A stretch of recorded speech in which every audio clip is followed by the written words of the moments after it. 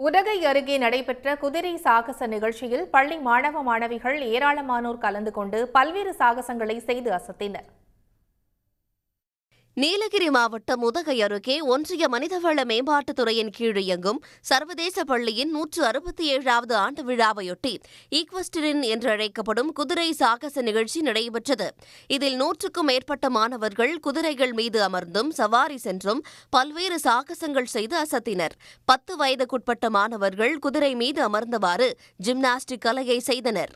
மேலும் Spiderman, Batman, முப்படை அதிகாரிகள் உள்ளிட்ட கதாபாத்திரங்கள் போன்று ஆடை அலங்காரம் செய்து குதிரை மீது அமர்ந்து சாகசம் செய்தது பார்வையாளர்களை வெகுவாக கவர்ந்தது.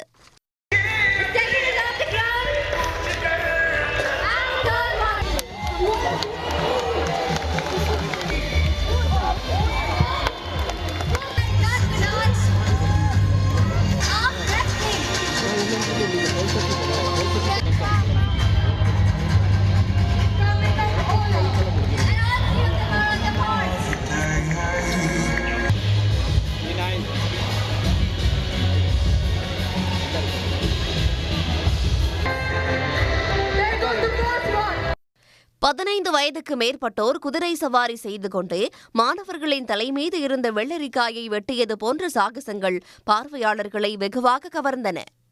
ஃபர்ஸ்ட் ட்ரிக் ரைடிங் பண்ணுவோம், ஹேண்ட் கீப்பிக்கிங், cross fruit cutting, tent pegging, அப்புறம் ஜிம்னாஸ்டிக்ஸ் பண்ணுவோம், ஷோ ஜம்பிங், புஷ்-ஆன்ஸ், ட்ரெஸ்ஸாஜ் எல்லா ஈவெண்ட்டும் பண்ணுறோம்.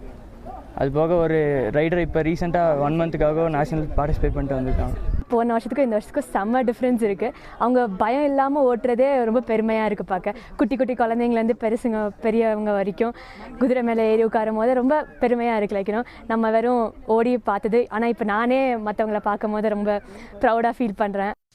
மாணவர்களுக்கு இணையாக மாணவிகளும் சாகசங்கள் செய்து அசத்தினர். இத்தகைய பயிற்சி மூலம் தேசிய மற்றும் உலக அளவிலான போட்டிகளில் கலந்து கொள்ள வாய்ப்பு கிடைக்கும் என்பதோடு ராணுவ பணிகளில் சேர மிகவும் உதவியாக இருக்கும் என்று தெரிவித்துள்ளனர். சன் செய்திகளுக்காக உதகையிலிருந்து செய்தியாளர் சிவசாமி. உடனுக்குடன் செய்திகளை தெரிந்து கொள்ள சன் நியூஸ் பெல் ஐகானை கிளிக் பண்ணுங்க.